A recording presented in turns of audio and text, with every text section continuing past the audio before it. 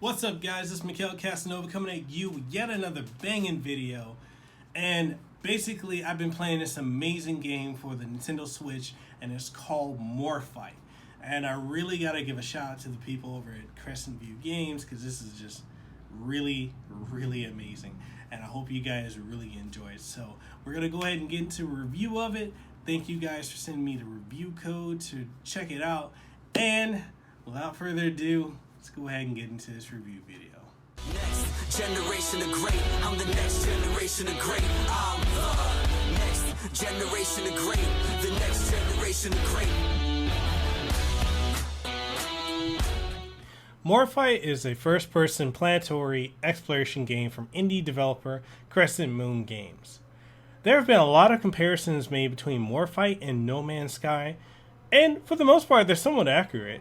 Morphite is what you get when you strip the few elements from No Man's Sky that were actually good, and the varied and beautiful plants and their flora and fauna, resulting in a title that's basically awesome.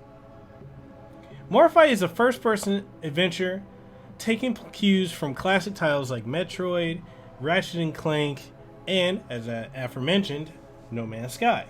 Your journey through the story will largely involve visiting a number of planets, finishing objectives, finding upgrades, and moving on. Rinse and repeat throughout the whole journey.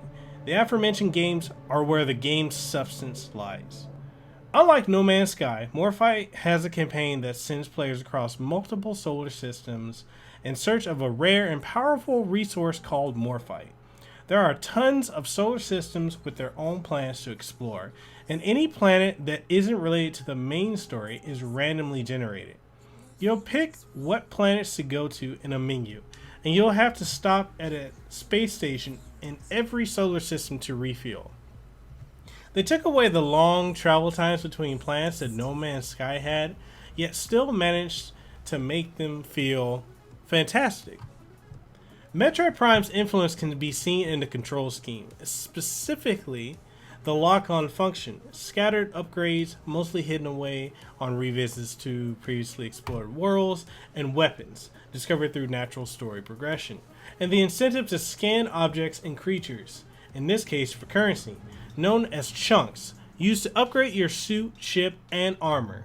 Likewise, the planet traveling base progression is reminiscent of Hunters and Corruption, mainly where revisits are concerned, though with much more than 4 to 5 planets.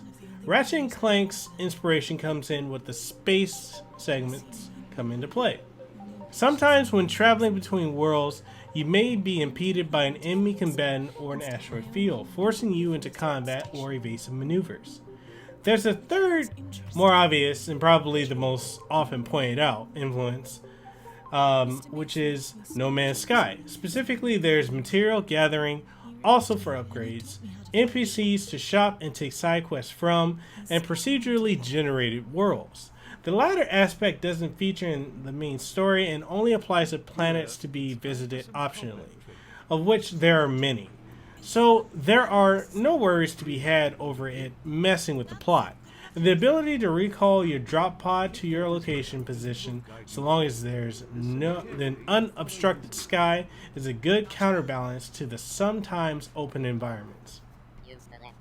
These gameplay elements come together rather well to make the adventure pleasant, though not without its faults. The scanning feature is far from perfect, taking longer to execute, though this is upgradable, and not locking on automatically like in Metroid Prime, and the manual lock-on, which isn't perfect for some creatures that move erratically.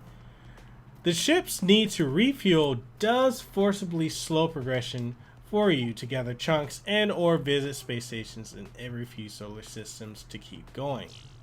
The weapon switching could stand to be a bit faster.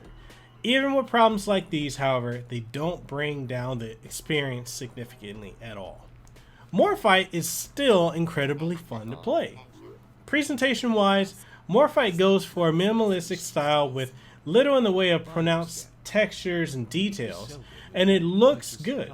The environments are never totally bland since there's always something colorful in the horizon, and you're never really getting lost over similar looking areas due to the map and drop pod recall ability. The music clearly rides on this as well, with atmospheric tunes that wouldn't be out of place in our average Metroid title. There is glaring issues with performance, however, it's not unplayable by any means, but in a reverse of something say like Splatoon 2, the core gameplay runs at 30 FPS, and stuff like cutscenes and low interaction areas run at 60 FPS. The transition, at times, it can be jarring when it does happen. Optimization from mobile devices might have to do with this sort of inconsistency, but it is the game's, in my opinion, single glaring flaw, and something that I do hope gets patched over time. As an FPS Metroidvania on a console without Metroid Prime 4 yet, and probably until the later half of 2018, maybe beginning of 2019. Morphite is an overall excellent game. Quirks like the scanning, the forced progression halting, and definitely the frame rate could be a lot better, but the core package is still a very great first-person adventure, and you're getting a lengthy campaign to go with it. Recommended for those who enjoy Metroid in particular, but those with any type of affinity for sandbox games and adventure games can find value in Morphite 2. So this game also gets the Kasanova seal of approval, so go out and buy this right now. Right, and that just about wraps up this video. I want to thank Crescent Moon Games for sending me the review code for the game, being able to have this amazing opportunity to be able to review this game. It's just such a blessing. I really thank you guys for that. And just this game right now basically fills that void of everything that I was missing from having played Metroid Prime 3 from back in the day, back 10 years ago. It's just, we've been wanting a 3D-ish type Metroid game like this, you know, in a first-person format for quite a while. Sure, the visual aesthetics are not as great as what that was, but it's still an amazing game. And it definitely takes so many cues from No Man's Sky and just makes it so much better than what that turned out being. So, thank you guys for watching. Hope you enjoy. If you did, give us a thumbs up. If you didn't, give us a thumbs down. And whatever you do, subscribe and ding that bell that's in the corner over here. Alright guys, that wraps us the video. It's Mekel Kasanova. I'm signing out, and I'll catch you in the next one. Peace. The spotlight, girl, you demand all the attention. Starry-eyed, maybe I need a new prescription. I see you on top of me, I'm having visions.